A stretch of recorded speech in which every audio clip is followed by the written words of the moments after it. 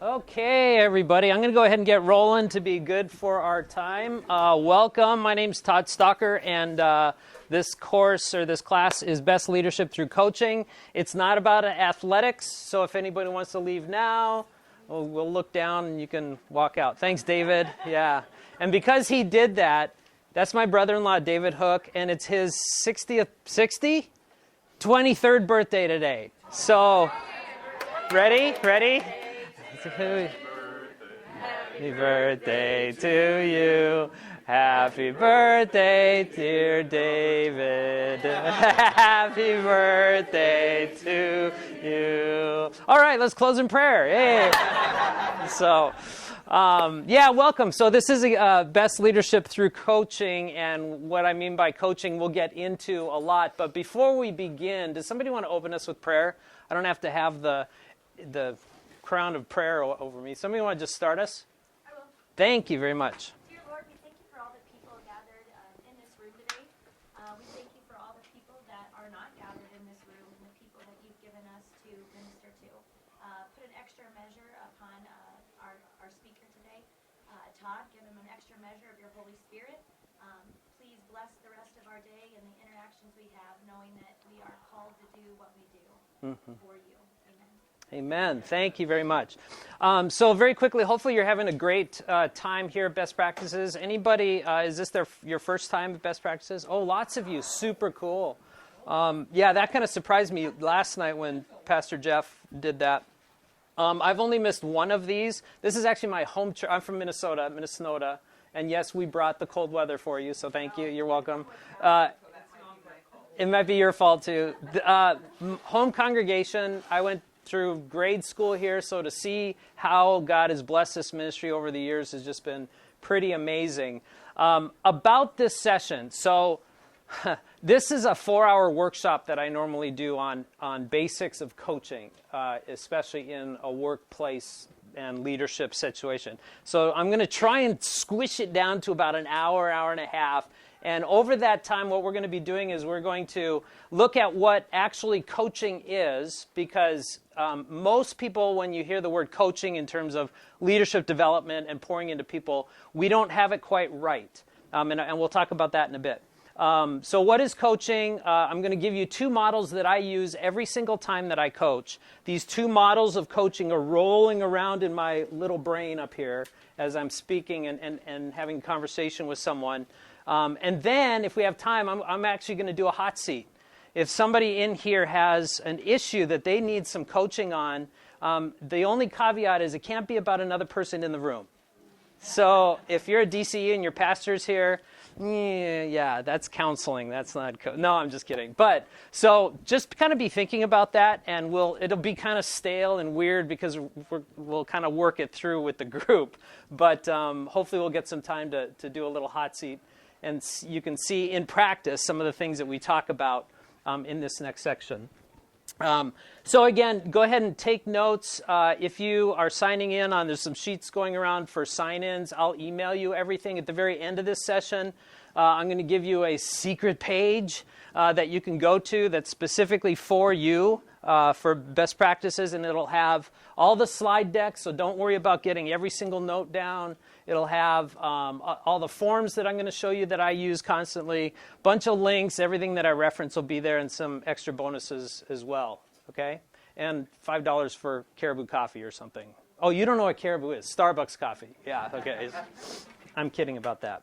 Anyway, so just for me to get to know who we are, raise your hand if you are a pastor, ordained pastor. Okay. Raise your hand if you are a children's youth minister, someone in that area. Okay. How about, is there anybody who is a certified coach? Yeah, Tracy, yeah. Kind of? Okay, good, yeah. Usually I have 1 or 2 that are actually coaches that are, and praise God you're here because you want to keep learning, right? That's what we do. So quick question, why are you here? Of all the 37,000 sessions that you could be at right now, why are you here? So I can be a better leader. So you can be love that answer. So you can be a better leader. Why else? Yeah. I try to do too much on my own. I want to be able to coach other people to do what Yeah. Awesome. I'm not waving in the spirit. There's a fly up here, just to let you know. Yeah.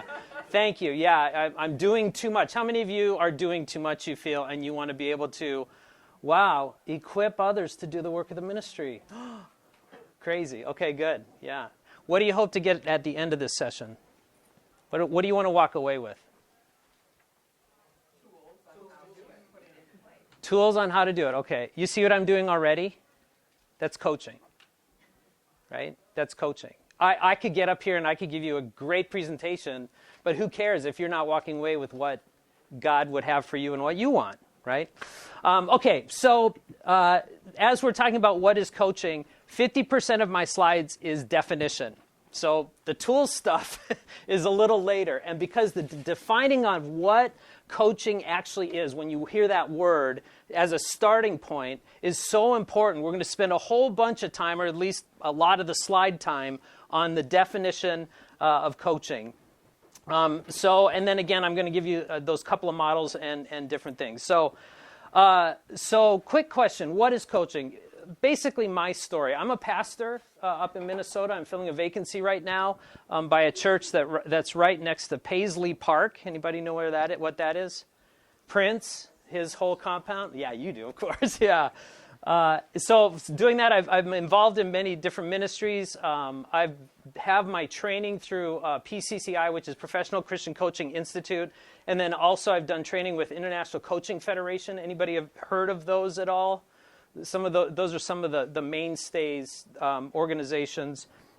And then I also do work with PLI, Pastoral Leadership Institute, and then also Church Doctor Ministries. Tracy Swank, raise your hand, president of Church Doctor Ministries. We do coaching together and presenting, and both PLI and CDM, Church Doctor Ministries, have booths down there, so you can touch base there. So that's kind of who I am. But how I stumbled upon coaching was really bizarre. It had nothing to do with ministry. My background is a pastor, behavioral science, psychology, sociology from Concordia University, Irvine. Tells you how old I am right there.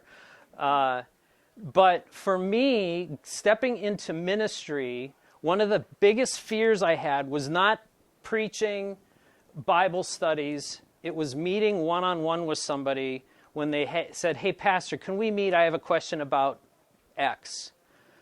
My default mode was I have to know everything about what this person's going to ask me.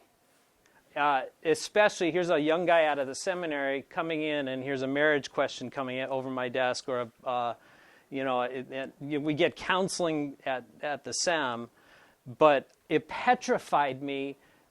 And I'd worry about meeting with someone because I had no idea what I was going to say. I had to know everything. Coaching has relieved me of all of that and will relieve you of that stress of having to meet with, or having to have even anything prepared when you meet with somebody. Wouldn't that be great? Yeah. But it really started with, it had nothing to do with ministry. It started with parenting. So I have 3 wonderful kids. My oldest she actually passed away. She's in heaven 12 years ago. So she's in heaven right now. My youngest is in Minnesota. She's a director of marketing and does some other things. She's awesome. And then my middle son is this hairy guy right here. He's part of a band named Hippocampus. Anybody hear of this band? You guys are old. You have? Okay, good. So Hippocampus, I'm stepping out of, this is Proud Dad moment. This is the Armory in St. Paul, 8,000 people. They sold it out there. This is my son right here, the long hair, gets it from my wife. They just sold out Red Rocks in Denver. Thank you. Yeah. It's 10,000. So we're super excited. He's doing really well, and I keep saying, Nathan, you got to do well. You're my retirement plan.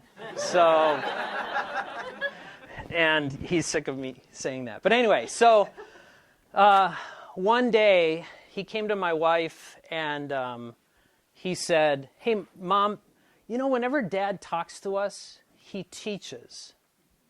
And I thought, and he was 22 at that time, and I thought to myself, awesome. I'm a dad. I'm supposed to be teaching. I'm supposed to be, I'm a teacher. That's one of my spiritual gifts. But then I thought, that's not how I want a relationship with my son. I don't want to just be the teacher standing in front of someone, pouring into that person, and then just go on your way. I wanted that relationship. So it caused me to do a mental shift and go, wait a second, how can I parent better, stepping away from the teacher mode? And so I kind of went through this whole redo of how I parent, and actually I came up with a talk called Stages of Parenting. So this is just kind of an aside. As we see it, there's 5 stages of parenting, if you will, and we use the educational model. So basically, the caregiver stage is birth to early schooling age, okay? The classic parent is early schooling to 6th grade. Now, again, when I say parenting, you're always a parent when you're a parent, right? No matter what age. So classic parent is kind of the early schooling to 6th grade. The chaos compass stage is 6th to 8th grade, right? You are to be you're pointing your child North Star and let them bounce all over you as they figure out and navigate life. How many of you who have kids have heard your parents say, or your kids say, I hate you to you? Isn't that fun? Yeah. This is just chaos for them.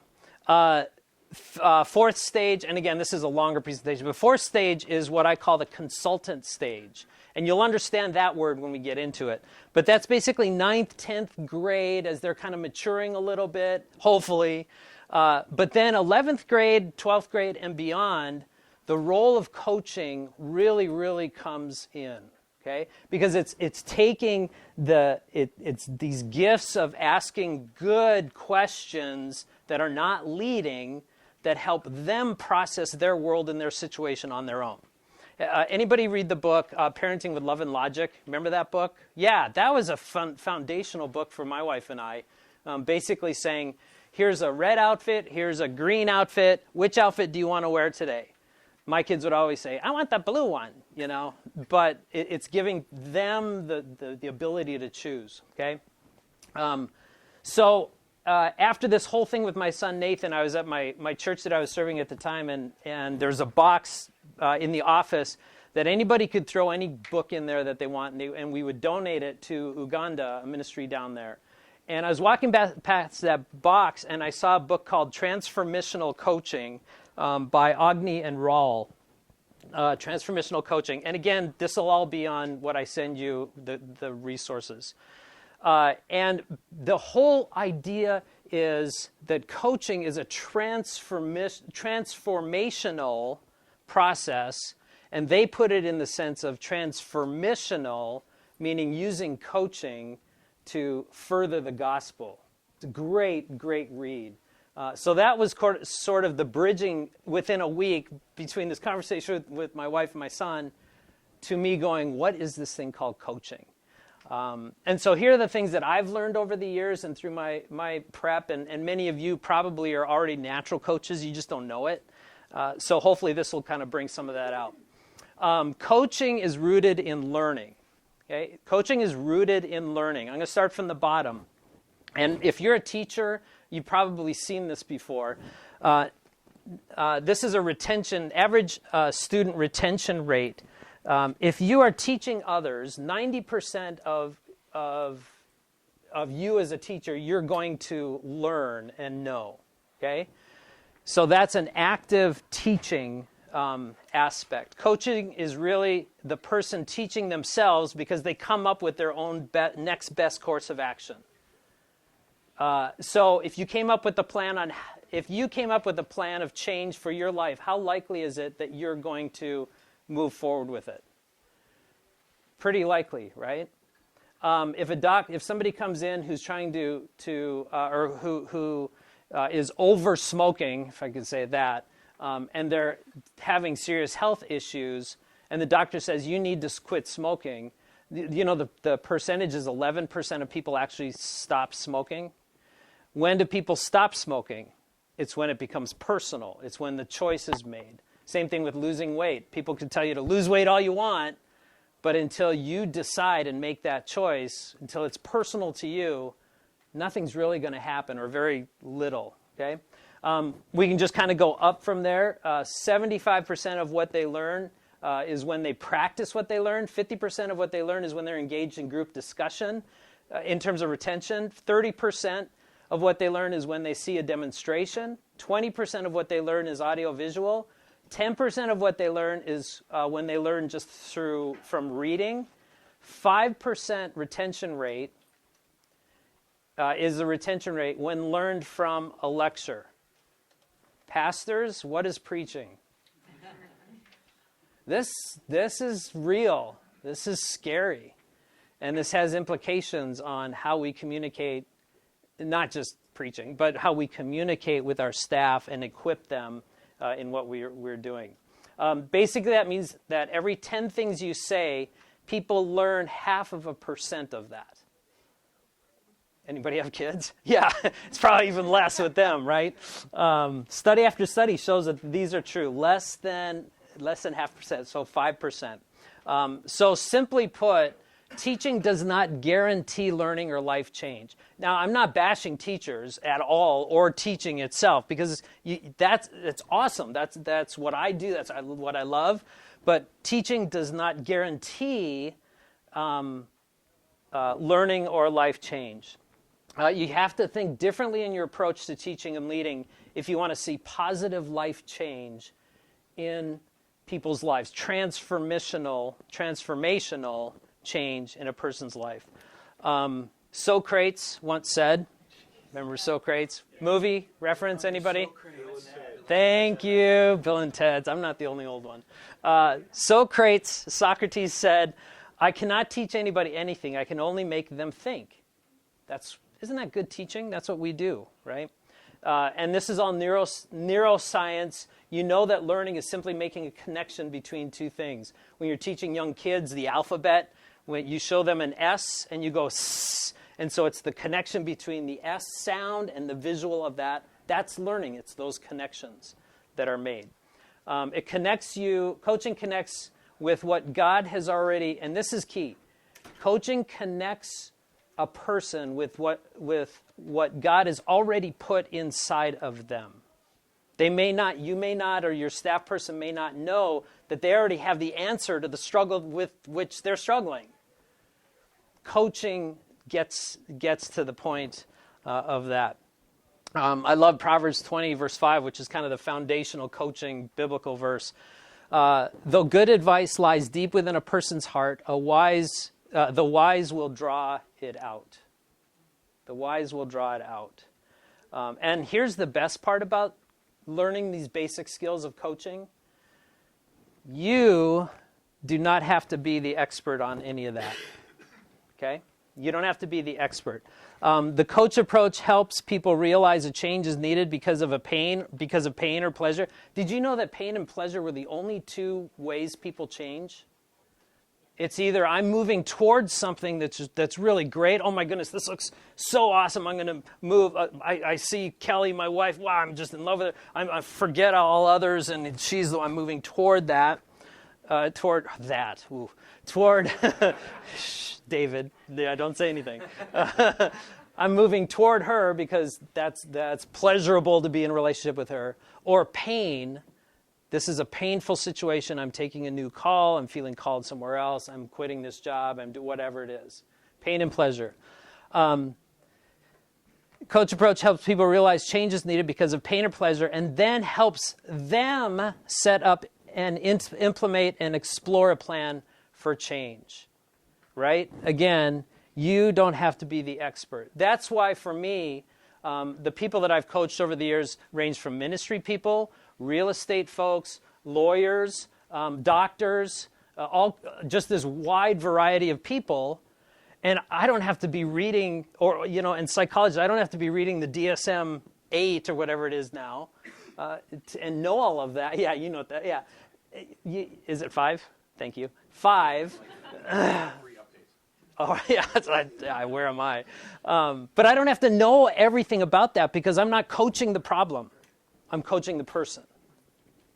And this is why in the understanding and the implementation of coaching in your leadership toolbox is so important.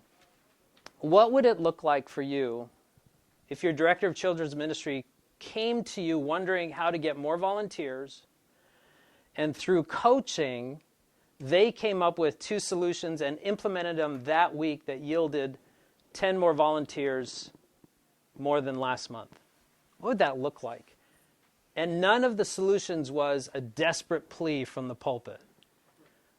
What would it look like if your right out of school 3rd grade teacher is struggling with the almost retired 5th grade teacher, and through coaching they learn not just to work together, but to support each other and have a positive impact on the students and the families? What would it look like if your office manager was struggling with how to handle an employee's lack of production, and through coaching they came up with a strategy to coach that employee? That's what coaching does, as we understand it. Okay, so what is coaching? Let's keep going with. I told you it's a lot of definition because it's important to know really what we're getting at before we get into the tools. What is coaching? If I teach, I inform. If I ask, I transform. If I teach, I inform. If I ask, I transform. Both are happening in the educational model. And I'm not dissing on information, but asking is so key. Coaching is a facilitated monologue in which the person being coached discovers solutions and courses of action through insight. Simply put, if they come up with it, they're more likely to move forward with it. Everybody kind of connecting with this a little bit more? Yeah, everybody agreeing with this? Okay. So here's a visual of all that. I'm kind of a visual person. So this is kind of, now we're getting into a little bit of the difference between mentoring, counseling, consulting, and what's considered pure coaching as we're talking. So here's a problem somebody has. We all have problems. Here's a problem somebody has, okay? The counselor, we're yellow, by the way. You and I are yellow. The counselor model says that the person with the problem, and this is, if you're a counselor, this is big general statements. The person with the problem is looking at the counselor. You're looking at the counselor is looking at the person, and the counselor is looking at the problem and basically coming up solutions for the person. Counseling really takes somebody, if 0 is kind of norm, counseling helps take people from a negative situation in their life up to a normalcy idea, generally. Okay? And again, man, there's a big, there's a lot of holes in that, but generally that really is what that is. The consultant mentor looks like this. So the consultant mentor is here looking again at the problem. You bring a consultant in. What are the problems? With Church Doctor Ministries, we come in, and no matter what's happening in the church, we do full diagnostic from head to foot of a church or a specific ministry. We do days of talking to people and figuring out where God is moving, working, and blessing is kind of our phrase. And then we come back with recommendations, and then they move on the recommendations, and we coach them along that. So as a consultant or mentor, you're looking at the problem, and then the person is looking at you, but also then looking at the problem. You're not like this. You're kind of bridging that gap. This, you're more of a partnership, but you're still responsible for coming up with recommendations or help for that person. Here's what coaching looks like. You see the difference? The coach rarely looks at the problem. We need 500, well, here's a story. Here's a quick example. Laura, my worship director at Trinity in Hudson, Wisconsin, at the time, we needed a new sound system at our one campus because it was horrible. It was like an AM radio that we were working with. And so she came to me with this problem, and I'm a music guy. I love tech. I could have just gone on Amazon or Sweetwater or wherever and just gone crazy with all of that. She's the worship director. I just said, well, what do we need? What do you see as not what's the problem? What do you see is the problem? See that language? I am looking at Laura I said, come back to me with 3 or 4 solutions, and then we can go to the board, and I could sell my first child for the money, and that pretty much didn't happen, but it was close. So the coach is looking at you as a coach are looking at your staff member who's looking at the problem. If you're a leader right now, you should have a little angst. And we'll talk about that later on, why you should be having angst at this stage of the game. Okay? Okay. This is from a book called The Coaching Mindset. Clients can sometimes be in a real pickle. As the coach, you need to think, oh, this is a tough spot. I can't wait to see how she gets through this. Isn't that different from pastor, solve this, church ministry director, solve this? And that's good thinking to continue. You do not want to think, oh, this is a tough spot. How can I help her get through this? That's bad thinking. Or even worse, is to transfer the challenge to you so that it becomes your challenge. How many of you would like to just dump half the conversations back onto the person and run with that? And the problem is, I get it. I've been in ministry 25 years. Somebody comes into your office and they're trying to do whatever and figure out whatever, and you know the answer. Just go do this. But it's enabling, in a sense, not letting them work through the problem. When we get into the models, I'll show you where that plays into good coaching strategies. Okay, just a couple more. Again, definition. What is a coach? That pumpkin was called a what? A coach, right? What is a bus? The bus company, Coach USA. Coaching simply takes a person from one spot to another. You're not the driver, they are. But it moves people. That's basically what that is. Okay. So definitions and differences between counseling and coaching. Again, I'm going to go through a lot of this quick. I'll send all this to you, or you can get them off of the website that I'll show you in a bit. Counseling, the goal is a higher level of stability. Remember I said from a negative situation up to, quote, normal. How many of you in here are normal? Good, nobody's raising their hands. Yeah. Coaching is...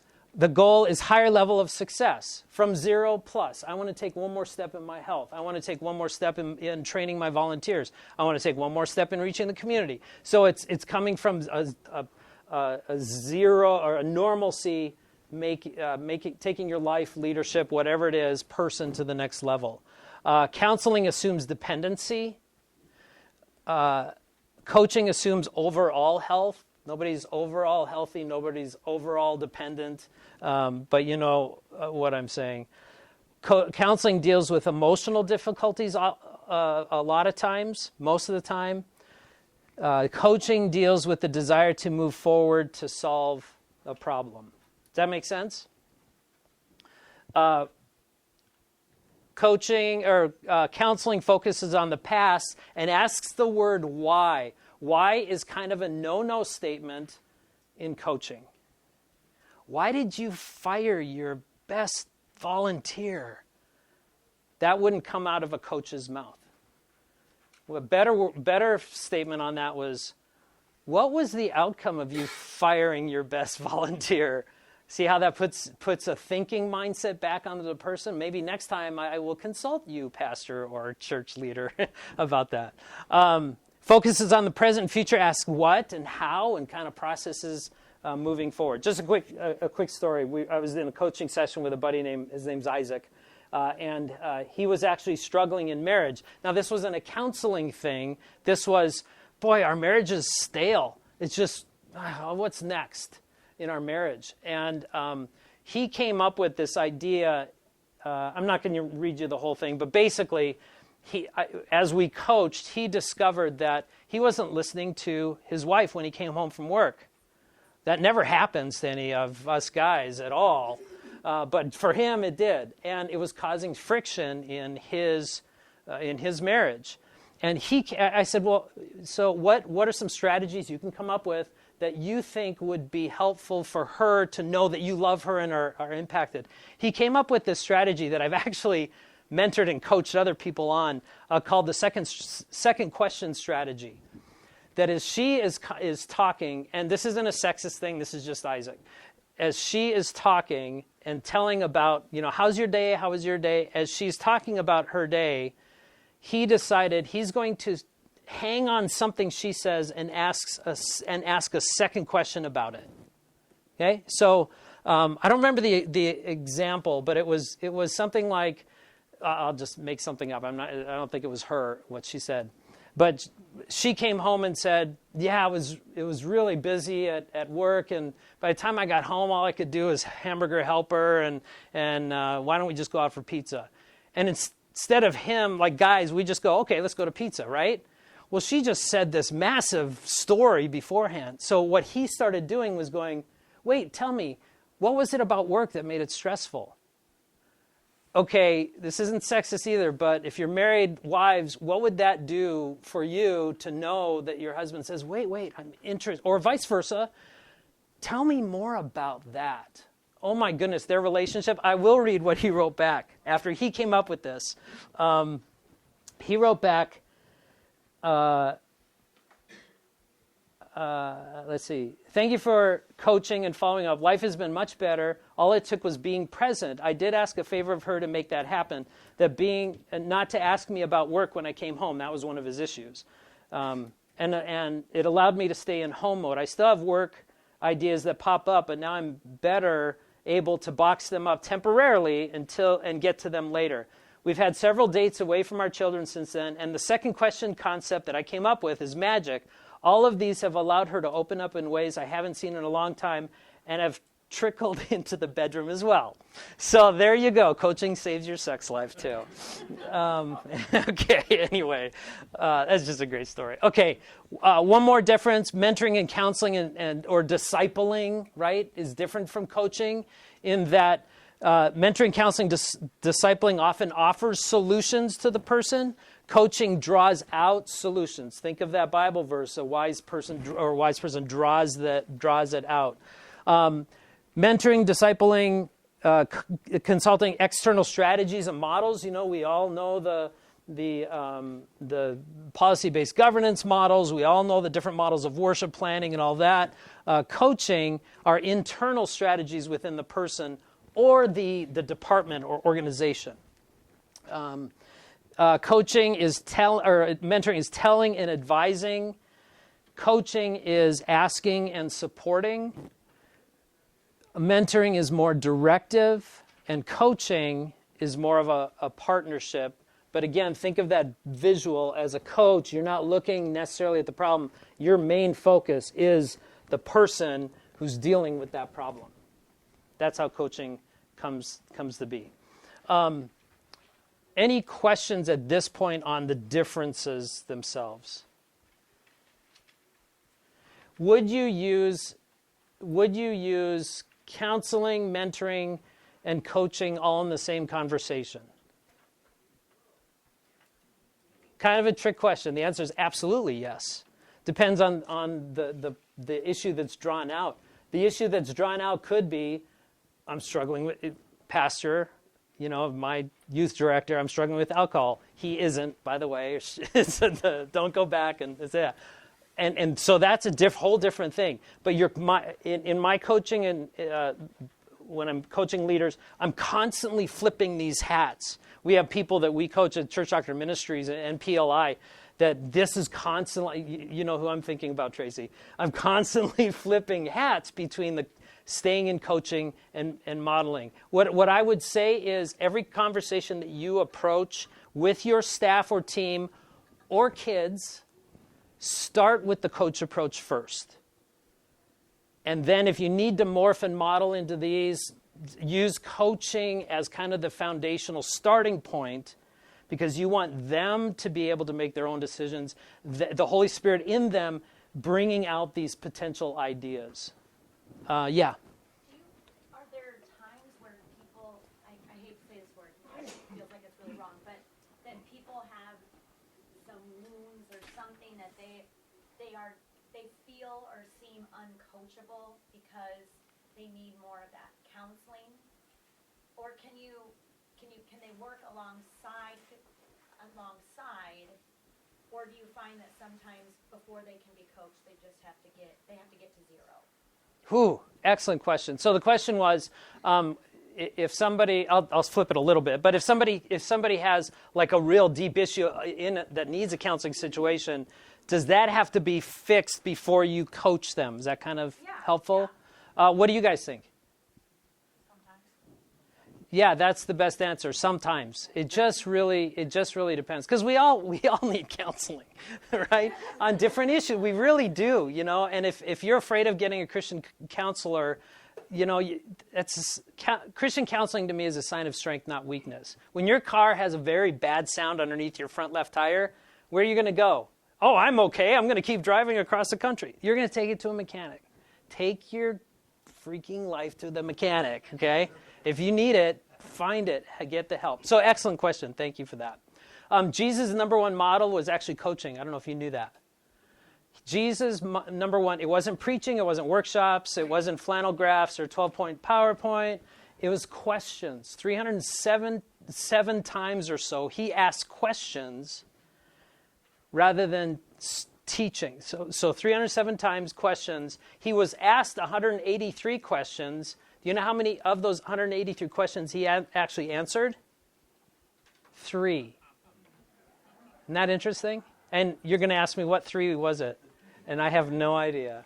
That's what my AI told me. So anyway, if you don't know what that is, get on, man. Do some research. Anyway, so if you want to be a successful leader, you have to be better at asking questions. Okay, 3 words, and then we'll get into some of the models that I use. 3 key words in coaching. First one is this: questions. Obviously, we've been talking about that.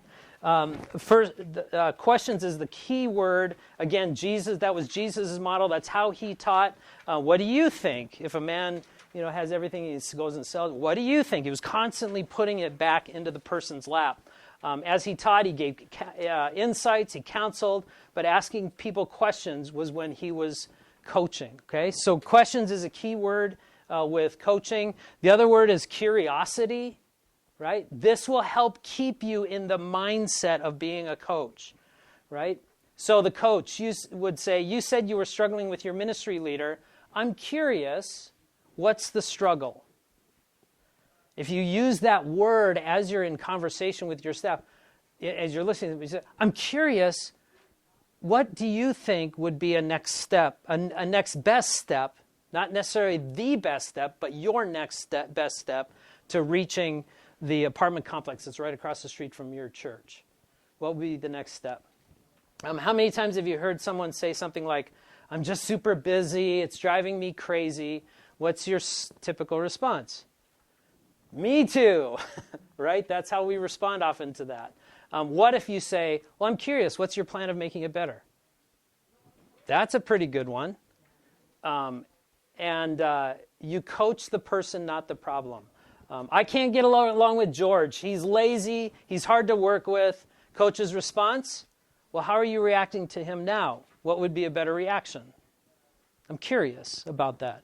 Walt Disney has a great quote about this. He says, around here, however, we don't look backwards for very long. We keep moving forward, opening up new doors and doing new things because we're curious. And curiosity keeps us down new paths, keeps leading us down new paths.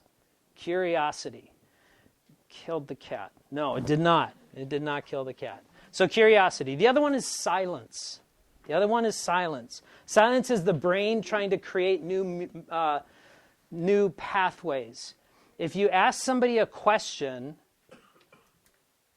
don't ask another question. Don't give them options. Don't say, I'm trying to keep it all in the church ministry world. Don't say, have you considered a hymn for this Sunday? Or do you think you should do a praise song? What have you done? What have you just done? You gave them options, and then this is all brain science now. They can't think outside those 2 options, or it's very difficult. What do you think? What style do you think the music should be after the sermon? Would be a better option, right? Or would be better. Okay? So, and then you stop and you listen. If you ask somebody a person and they look up and to the left specifically, it's brain science. They're actually accessing new parts of their brain to come up with an answer to what you just asked them. Okay? So two things that I look for and consider, okay, I'm on the right track when I'm actually doing coaching with somebody. The first one is that, where they're looking up and which means they're thinking. And then if in a meeting with my staff, I hear, wow, that's a good question. When I get those two things, I'm like, whoo, time for whiskey, right? Just let's celebrate. Yeah, because that's the goal of coaching. It's having God work His wisdom in them, right?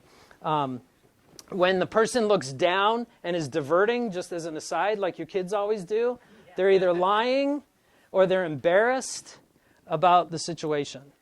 When you look down and are away, they're embarrassed about the situation, or there could be other things as well. Isn't this why James says everyone should be quick to listen, slow to speak, slow to become angry, quick to listen? One coach that I had said, the sign of a good coach is a scarred tongue. You know? You ask the question, and then you bite hard, right? Right? How long is 3 seconds? Forever. Exactly, isn't it?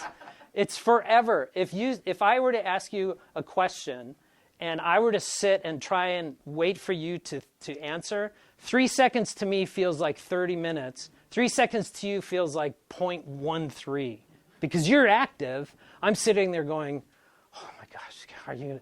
It's so hard to just ask a question, one question,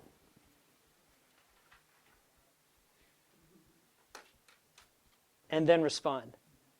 How long was that? That was less than 3 seconds. How long did it feel? For me, forever. It felt like forever. But so, okay. All right, let me dive into the models because these are the models again that, yeah, go ahead. Do you have any advice for the person who's like being coached to help alleviate that coach from feeling like, oh, this is taking forever? A good coach would just sit with you and not say anything. Yeah. Okay. Yeah. Why? Is there a situation where, what's the situation? Well, it's just, I mean, I went through a coaching process, so personally, because I've been in leadership, but also been in the position of being coached, like, I have, like, empathy, I guess, for the person I work with, or someone who's working with me, so I try to, like, give them encouragement if they sound like they could need it, too. I don't know.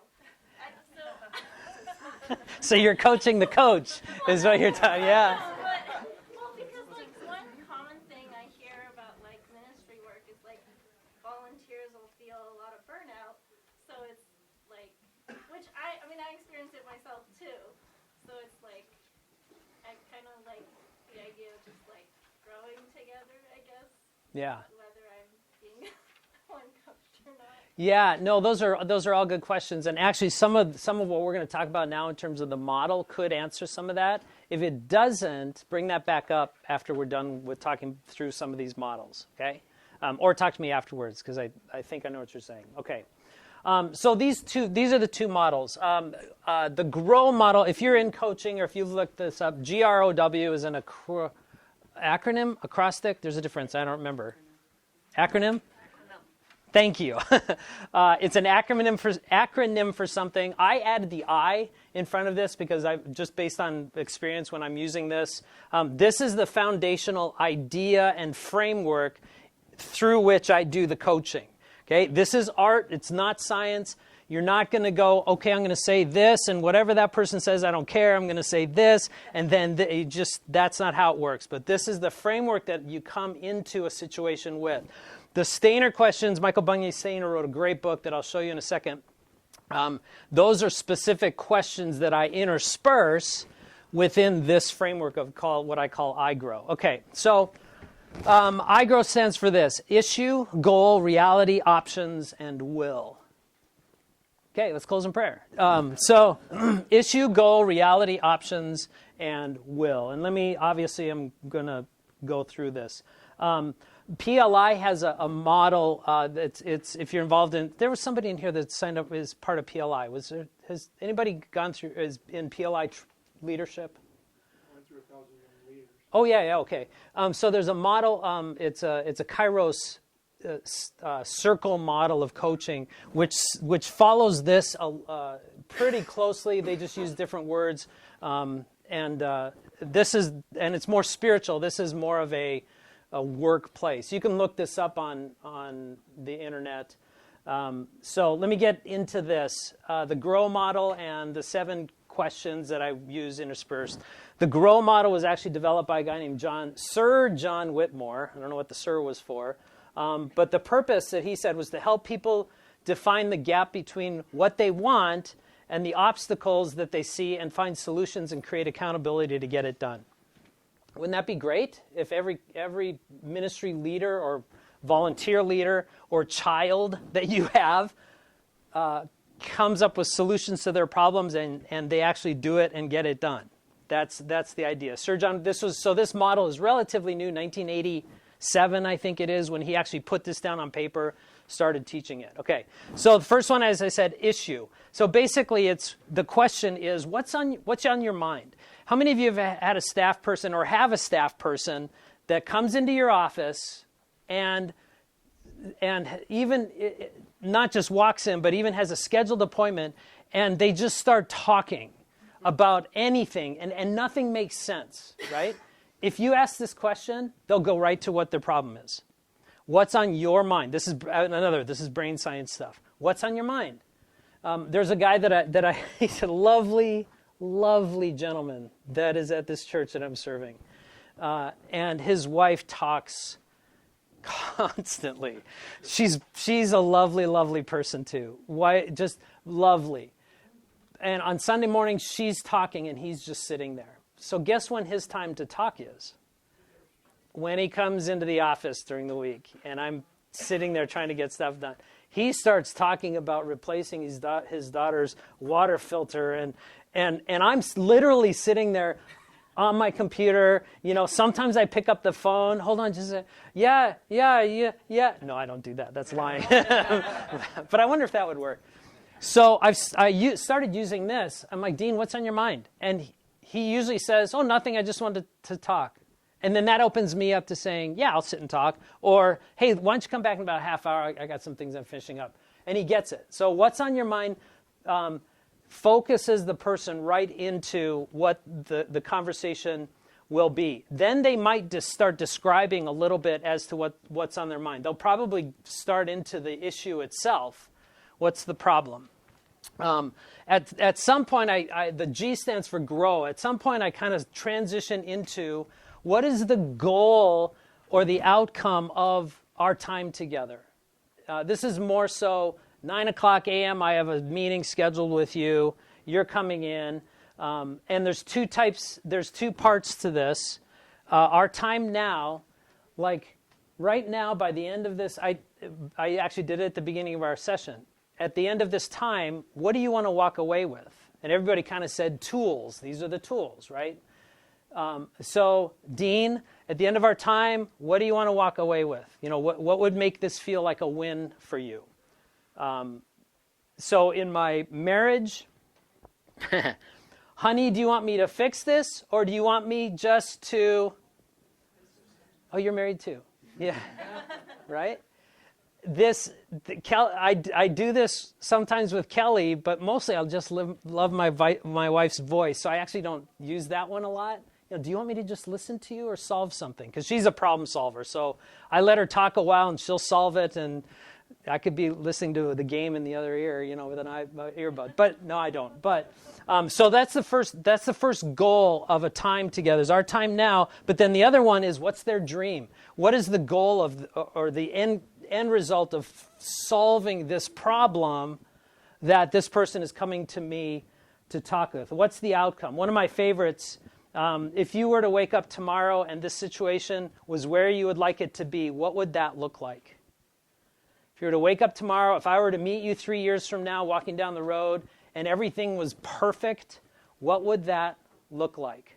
Some of the questions around this, Again, I'm giving you all this. Don't scramble to write it down unless you want to.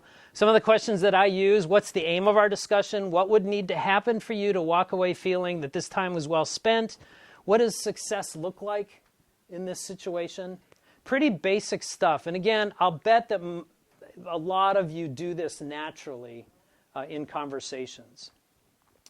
So that's the I and the G. The R is, what is the reality today? What is the reality today?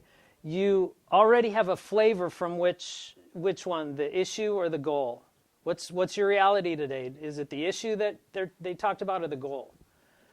The issue, right? Because this is the issue. Okay, now I'm really struggling with Dean, who talks all the time in normal conversation. What are the obstacles to reaching your goal? Assess the current situation in terms of the actions that are taken so far, right? Clarify what's been going on. What have you tried already? In fact, those are some of the questions. What's happening now in this situation?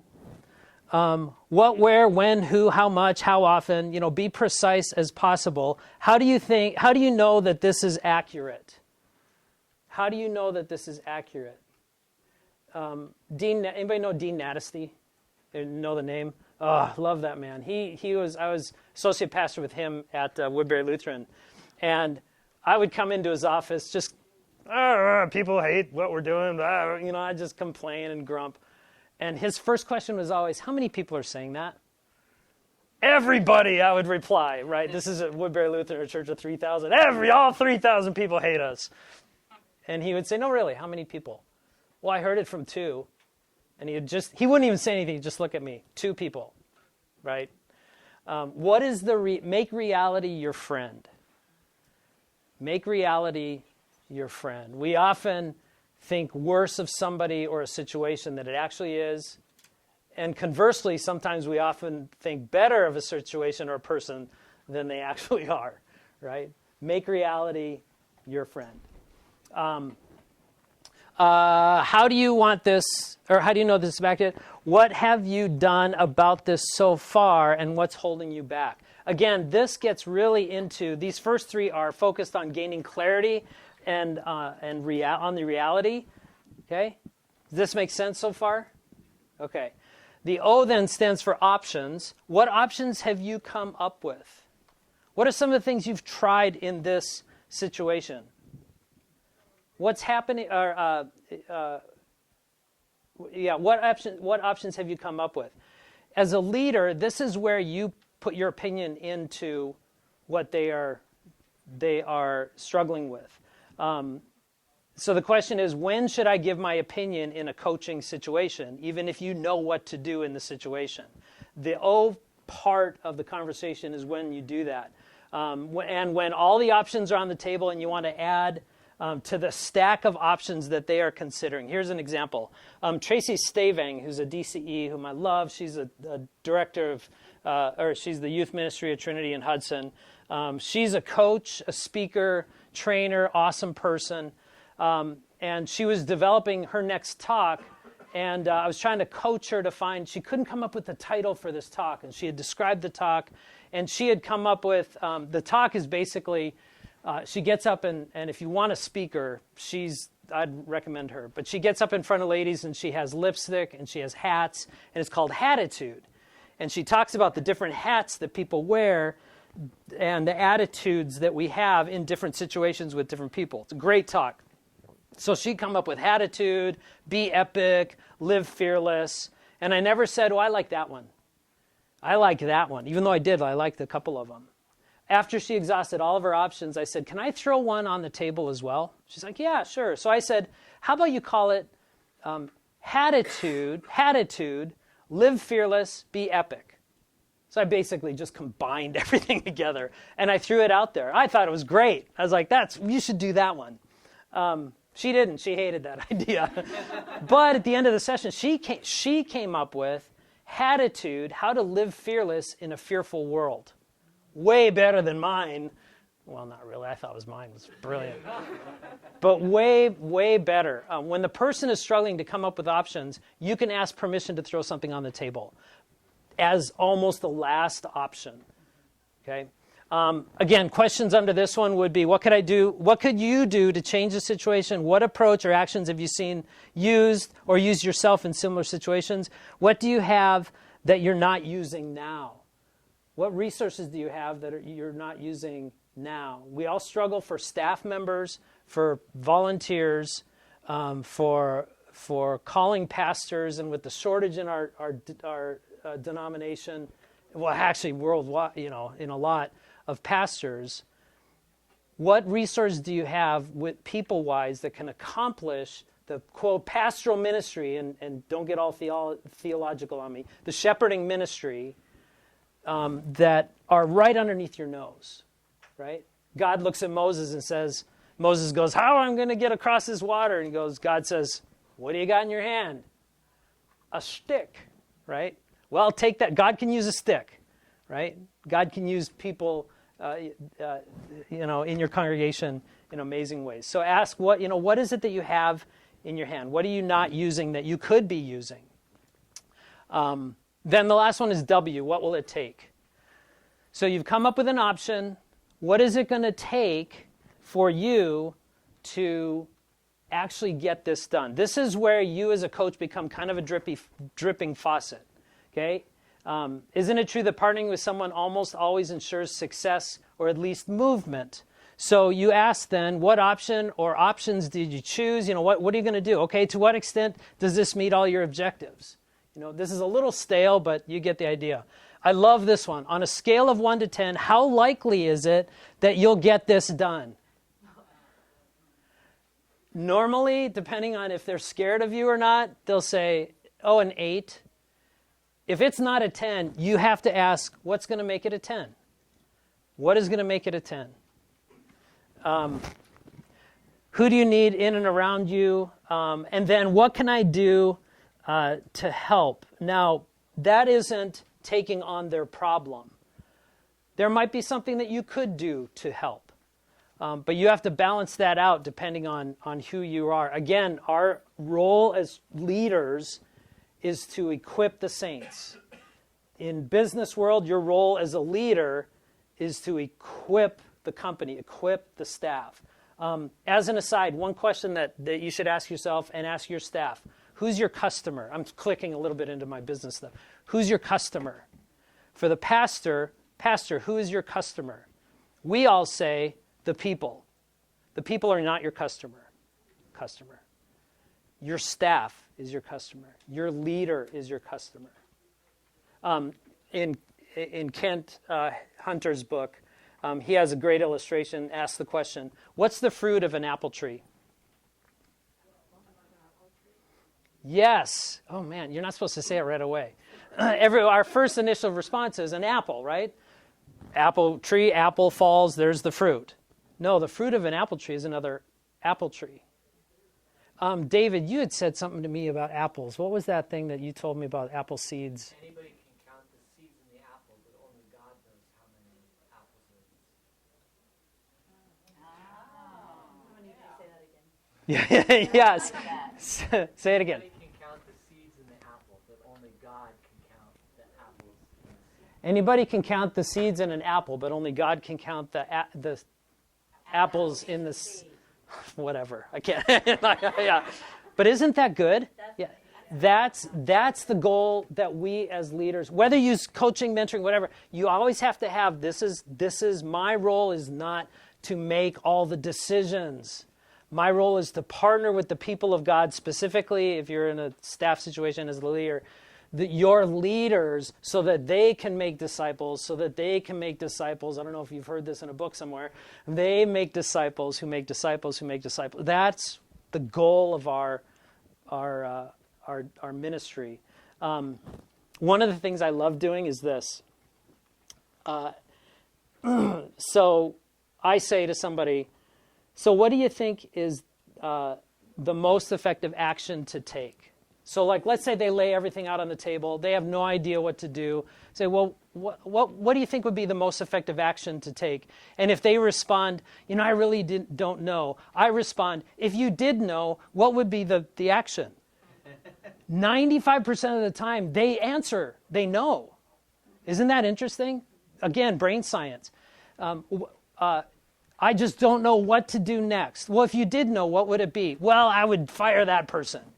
It's amazing how that question happens. If you did know, what would you do? Okay, so that's the I grow model. Again, I'm in a typical situation, conversation. You're just going to have, this is art. You're going to have to pray that God is guiding you in this. I'm going from the I to the R to the G. It's not a form, if you will. I mean, do this, do this, do this. It's helpful. But again, this is the model that I use. And then these 7 questions that I intersperse are kind of the pinpoints throughout the conversation. This comes from Michael Bungay-Stainer, the book, The Coaching Habit. And again, I'll have a link for you on this. This guy is so, dig the mutton chops on this dude, man. It's just so great. He's an English guy. He runs a company called Box of Crayons. Isn't that great? And it's a coaching leadership consulting group.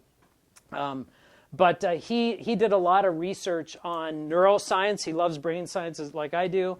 And so he came up with these seven questions that he uses specifically in the business world. And you can, obviously, in our leadership sense. So here are the 7 questions. Again, kind of briefly. The first one is this. What's on your mind? Remember, and this was kind of what we talked about before. Dean comes into my office and he's just chatting away or hey, I got to meet with you about it. He's just going crazy. And you just say, hey, that's awesome, Sarah. What's on your mind? And it cuts them right to it. Okay, so that's a key question. What's on your mind? The benefit is it's personal, and it helps your staff member just get right on track and get right into it. Second question that I use and he says is the bombshell question is, and what else? And what else? What's on your mind? Oh, this person's bugging me. Oh, and what else? Oh, I don't know. He's really bugging me because, and what else? And you keep saying that until they just say, well, there isn't anything else. Okay, now we can move forward. It's just exhausting everything, trying to squeeze everything out. It's also, frankly, if I don't know where to go in the conversation, I say this. Like if somebody says something to me, and I like in one of the grow, like in the O or the R areas, and I have no idea how to transition or what to do, I go, and what else? And it spurs them, and then hopefully the Holy Spirit spurs something in me, and we just kind of work through that process. So if you don't remember any of these questions, remember, and what else? Some little kid comes into your office, I'm just so mad today. Really? Tell me about that. He hit me in the head. Well, and what else? And I like cookies rather than ice cream. And what else? I didn't like that guy in the big orange suit out there. And it just helps spur things out there. Love Jeff. He calls it the best question. It's the awe question, A-W-E, what else? Kelly and I do a lot of walks together, and occasionally I find myself clicking into my coach mode because I'm curious about what she's talking about with me, and I start saying, and what else? And we're walking. She knows I'm a coach. She knows all this stuff, and she's just 15, 20 minutes, and what else? And she's going on and on and on. But eventually she catches me. She goes, stop coaching me.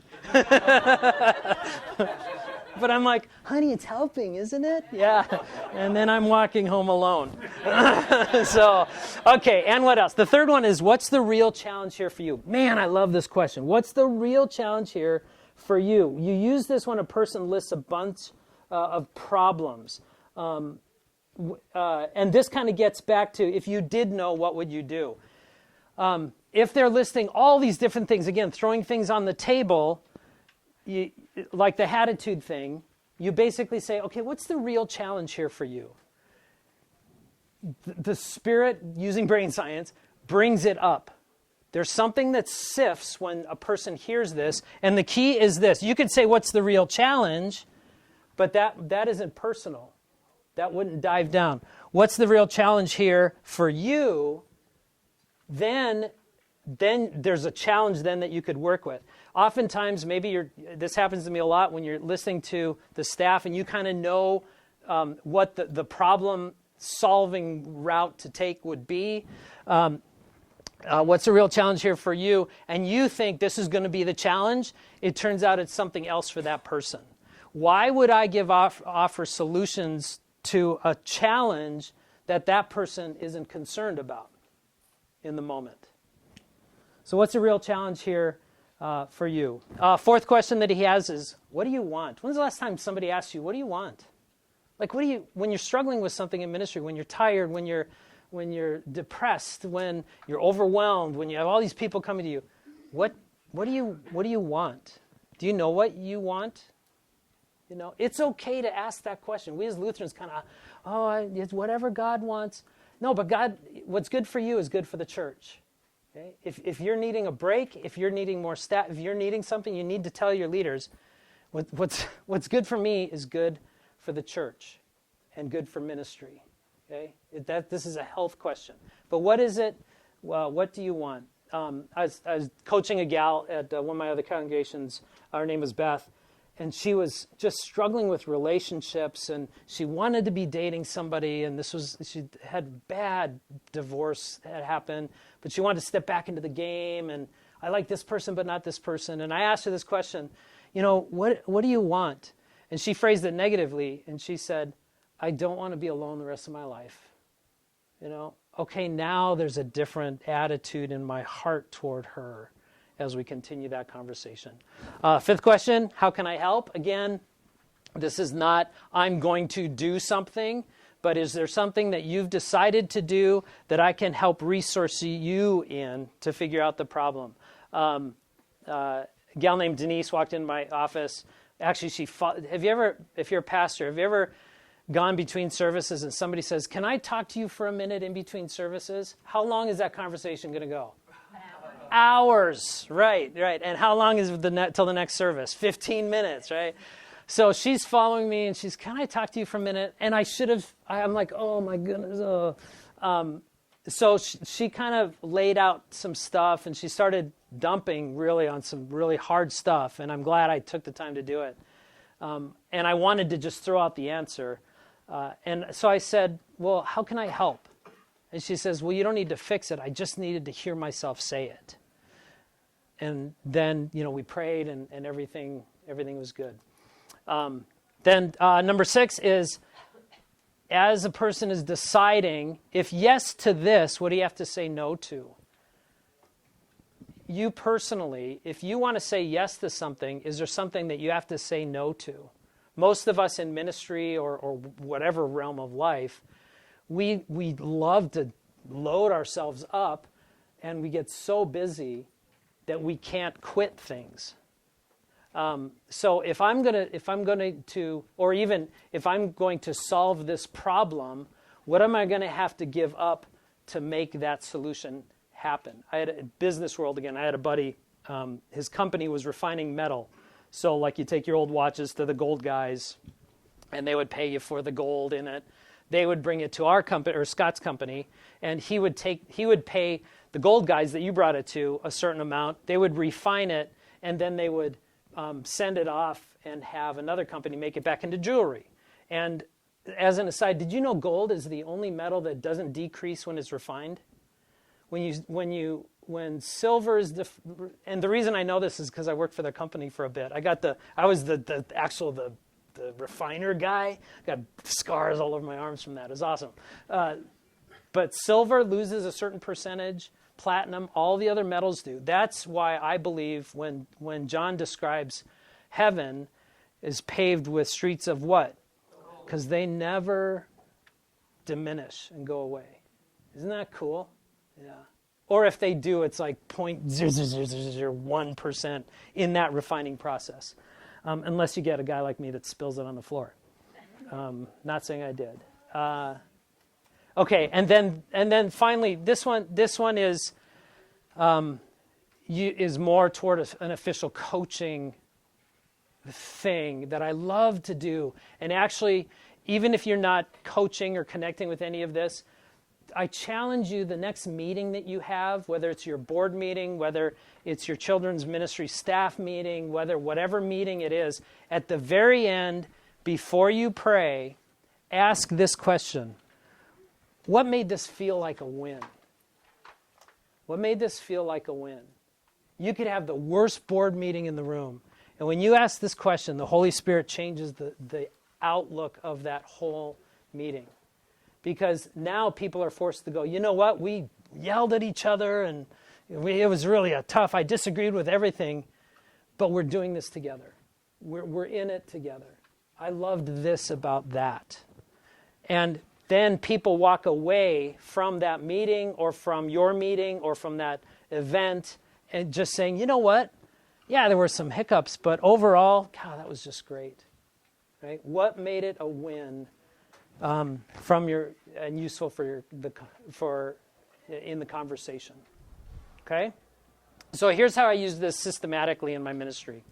We have staff meeting every week. The first week is all staff, so all the children's ministry, all program ministry, and all we have a big school, so all the key school leaders. So the director, the assistant directors, we're all meeting, and it's more devotional, pouring into each other. Little bit of agenda, but not a whole lot. So that's the first of every month. The second and third weeks are ministry staff, depending on what's going on. So sometimes I'll take just the children's ministry staff and we'll meet on one of the weeks. Other times it's youth ministry. Other times it's worship ministry. Those 2 weeks are that. Fourth week is my one-on-one coaching with all my directors, the direct reports to me. And we walk through this whole process with this in mind.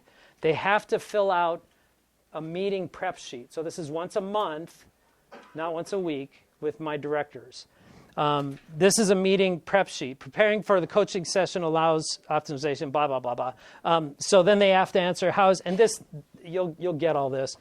How am I today? How has my week been? What do I want to get out of the call today? So this is, again, I use on, not only face-to-face meetings, but Zoom calls or whatever. What do I want to get out of it today? What action did I take since our last time? What are my wins? What are my challenges? What do I have to report? What do I have to be held accountable for? What issues do I want to deepen our call today? What are the challenges, concerns, achievements, areas, and all that? And then, what else? You saw that, right? So that's what I use when I'm doing personal coaching or coaching clients or in the business world. For staff, they have to do this one. It's a Google Doc, which I absolutely love because you can just categorize everything on a Google spreadsheet. And it's simply this, name, what did you accomplish since our last meeting a month ago? What I didn't get done, but I'm still working on. The challenges or obstacles I'm facing now are the win or outcome I'd like from our conversation is. And that really focuses my coaching time with my staff, gives them direction. And it's once a month, so it's not every week I got to fill this form out and blah, blah, blah, and all of that and get complaints on it. Okay? So that's how I use that form. Yeah. At Trinity and Hudson, my direct reports were 7. Yeah, 7. Yeah, now I'm thinking. See, I'm going up to the left. Now I'm thinking. Yeah. Yeah. At least I didn't go. Yeah, right. Yeah, and it is for me, and this is just the way I operate. So for me, it's off campus. It's if you're meeting with staff for this kind of thing, don't meet at the church. Just go to coffee. The church would be glad to pay for it. If you don't have a ministry account set up, get that set up. Just take them out to coffee. It's a different vibe, right? Or beer. That helps too. Yeah. So does this, serve as the framework for the time that you spend with your staff? Absolutely. It's not the only framework. Obviously, we bounce off of this, but this is the starting point. It's super helpful. It focuses on what they want to talk about. Yeah. Do you have a time limit? I'm thinking of the deans, Yeah. Because I know that can be hard sometimes, but there are people that, all right, I have this amount of time, and then, so are those, I hate to say time, but what is an average? How long do you spend? Yeah, I typically 50 minutes to an hour. That's my gauge. And with my deans, I've had people like that on my staff. They know that it's an hour, but they're just oftentimes people that aren't aware of that. They don't. It doesn't feel like they're talking forever. For us, it's like, good Lord, shut up, kind of thing. It feels like that. Sorry, I'm really compassionate, aren't I? But what I do then is at the 10-minute mark, I say, hey, Dean, we got about 10 more minutes. And then I jump down here. Is there any, you said on our sheet, there's a couple other things. We got about 10 more minutes. We always try to end with the bottom one, right? This is actually, I have this form ahead of time.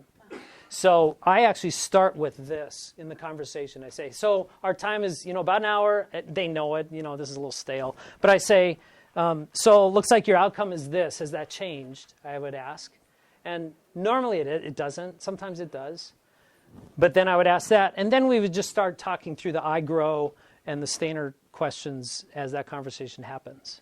Yeah. Do you find that you have to end with the win too, so they go out? Yeah.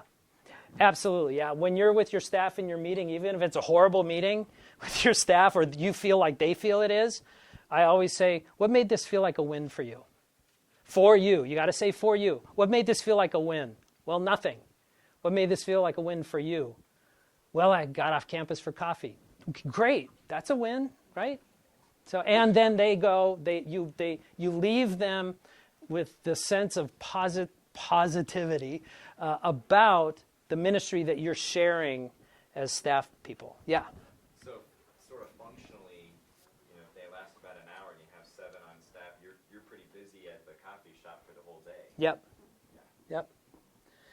And I let the board knows that day, and it's only once a month. If the board or your whatever the oversight body isn't allowing you one day to meet one-on-one with your staff, that's a conversation you have to have with your board. Because your most important role is what? Who's your customer? It's your leaders, because they're the ones doing the ministry. Let me play off of that, because this is as Tracy has her touch points about staff. So here's mine. Gosh.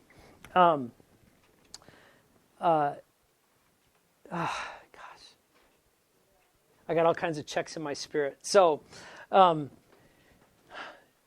we 2 years ago, I kind of transitioned from 25 years of being in the parish to doing coaching and consulting and what I'm talking about now, and I serve congregations. So I'm in a vacancy right now, and I'm doing vacancy work, open to a call at this point kind of thing. The last 2 years, I have met more people who don't know Jesus than 25 years of church work as a pastor. Now, I'm not saying that's anybody's fault but mine, but we in church work, it's so easy to be in the church bubble. I'm so grateful for the last 2 years of being out of this thing called church work, if you will, in ministry out and about, because I'm away from that building, that thing called that we call the church, which is a horrible translation of the original words. Okay? So again, meeting with your staff is you're pumping them to go to, you're the athletic director, they're the coaches, their people are the players. It's an athletic model. God's the owner of your team, you're the athletic director, you pour into your coach. I wouldn't see an athletic director down on the as being the Vikings kicker, although they sure could have used it. But that's the mentality we have to, and that's what our seminaries need to be training us to do, is to be equippers. And they do to some extent, but we are equippers. So good. I'm sorry for bouncing off that, but that was a good question. Yeah. So it seems like all of this has a really, broad application of coaching. And I'm kind of listening through this lens of I have baby boomers, I have Gen Xers, I have millennials, I have Gen Zs. So I'm just curious I'm just curious if you have to kind of adapt how you're coaching, or maybe are they responding in different ways, or different generations responding in different ways to coaching? Yeah. Oh, yeah. Yeah. Good. That's an awesome question. So the question is, generationally, from boomers, busters, Xers, whatever we call them now, how do they respond to questions is really what it comes down to. And yeah, what I said at the beginning was these models coaching is all art. And what you have to do is be listening to what they are taught, how they are responding. And for some of the younger generations, like my kids' age generations and younger, well, I kind of think, and I'm not bashing it, but that's just the language that they can't come up with what they're actually feeling and thinking verbally. And has anybody noticed the switch in language between I think and I feel? Oh, yes. Yeah. So in our generation, my old generation, I'm 57, our, circle and older, so if I'm making an observation about something, I think that this wasn't really a good policy the government did. Generations now are I listen for this, I feel. And the reason for that is I feel is a personal thing. So if you go against my feelings, you're a bad person. How could you be so mean to my feelings? That's what our society and culture, this is just me, I believe that's been the change that I've seen, because I just don't want to be hurt. Specifically to your question, I do. I look through and I understand who the person is that I'm working with, and I do use those questions, but I'm very well aware that the answers won't be as direct as somebody who is more of an adult, if you will, older. But if I'm working with student leaders, which I don't do a lot of, it is more listening to how they are responding and then using Isaac's second question thing. Don't let them just keep going. Just say, hey, hold on. And I even do timeout. I use that a lot. Hey, timeout. You said this. What else about that? Dive a little bit more into that. So, yeah, good question. Wow, we're cruising on time. Okay, one last form, and you get all these in the thing. This is my actual coaching sheet, and yes, I'm old school. I print off a sheet when I'm doing coaching on the phone, business-wise, and you can just see, I pray, whether the person's a Christian or not, I always pray, out loud or quiet. I begin, what's on your mind, what else? See, these are the key ones. At the end of a conversation, you could just see it. What would it look like if you woke up, everything was good? And what else? What's the reality? What's the real challenge here for you? I'm going like that. And then the backside has the other questions on it as well. So this is actual real-time stuff that I still use even today when I'm doing coaching. I use these with Joe. Yeah. So, wow. Okay, I'm going to just keep going. So here's the secret page, mybpmcoaching.com. Now, this is a routing URL, which means this will route to pivotpreneur.com, which is kind of my homestay website. This has all the session slides, those staff forms I just showed you. You get a free ebook. Did anybody get my free ebook that I've ahead of time? You did? Okay, cool. As people were signing up, I kind of sent the link to that. So I have a free ebook that's on there, 5 Keys to a Balanced Life. I have a Facebook page, The Coaching Habit. That's that Stainer book. Some of these are affiliate links, just to let you know. So I get a little money from Amazon. So if you feel bad about that, just look it up yourself. I don't care. Transformational coaching, that's that Ogden and Roll book that I mentioned that I first stumbled upon. I have a podcast, Pivotpreneur podcast, that all talks about all of this stuff. And then an online course, 5 Steps to the Work You Love. If there's anything that comes up as you are thinking about this session or that you want more help on, just email me directly through that website, pivotpreneur@gmail.com or toddstalker.com, whatever you want to. You'll find me. I'm just Google my name all over the place. So that's the secret page itself. And if you signed up on that sheet that was going around, I'll send this directly to you.